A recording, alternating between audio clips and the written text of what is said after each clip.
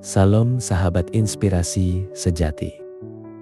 Pernah merasa sudah bekerja keras, sudah setia, tapi hidup rasanya jalan di tempat? Sudah berdoa lama, tapi jawaban yang ditunggu belum juga datang? Mungkin ini bukan tentang kegagalan Anda, mungkin Anda hanya belum masuk ke waktu Tuhan. Hari ini kita akan membahas satu kebenaran dari firman Tuhan yang akan mengubah cara kita memandang penantian. Di tengah semua penantian itu, ada satu janji yang sering kita pegang. Pengkhotbah pasal 3 ayat 11 berkata, "Ia membuat segala sesuatu indah pada waktunya." Mari kita datang kepada Tuhan dalam doa. Tuhan Yesus, terima kasih untuk kesempatan merenungkan firman-Mu hari ini. Bukalah hati dan pikiran kami agar dapat memahami kebenaran-Mu. Berbicaralah melalui renungan ini, kuatkan kami yang sedang dalam masa penantian. Dalam nama Yesus, kami berdoa. Amin. Kita hidup di zaman yang mendewakan kecepatan. Segala sesuatu dituntut instan. Tapi cara kerja Tuhan berbeda. Ia tidak tergesa-gesa karena ia melihat gambaran utuh yang tidak kita lihat. Di akhir renungan ini, saya akan bagikan 4 karakter yang Tuhan bentuk justru saat kita berada dalam masa penantian. Jadi, tetap ikuti sampai selesai. Bayangkan seorang profesional muda yang bekerja keras selama bertahun-tahun. Ia meningkatkan kompetensi, menjaga integritas, tetapi promosi yang diharapkan tak kunjung datang. Rekan sejawatnya justru mendahului. Ia sempat kecewa dan bertanya-tanya, namun ia memilih tetap setia dan terus mengembangkan diri. Beberapa waktu kemudian, ia dipercaya memimpin proyek yang jauh lebih besar dari yang pernah ia impikan. Penantian itu bukan sia-sia. Tuhan sedang menyiapkan kapasitas dan kesempatan yang lebih tepat. Alkitab mencatat kisah yang serupa, bahkan lebih berat, melalui hidup Yusuf.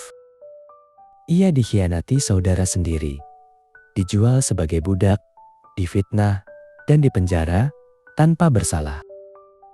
Selama kurang lebih 13 tahun, ia hidup dalam ketidakpastian. Namun di setiap fase, Yusuf memilih untuk tetap setia dan menjaga karakternya. Pada waktu Tuhan, ia diangkat menjadi penguasa Mesir. Melalui kepemimpinannya, banyak nyawa diselamatkan dari kelaparan. Penantian panjang itu membentuk Yusuf menjadi pemimpin yang cakap, bijaksana, dan berbelas kasih. 4 karakter yang dibentuk dalam penantian. Masa penantian bukanlah waktu yang terbuang. Di sanalah Tuhan membentuk karakter kita. Pertama, kesetiaan dalam perkara kecil. Yusuf bekerja dengan sungguh-sungguh, bahkan saat hanya menjadi budak. Kesetiaan pada hal kecil membuat Tuhan mempercayakannya pada hal yang besar. Kedua, integritas di tengah tekanan.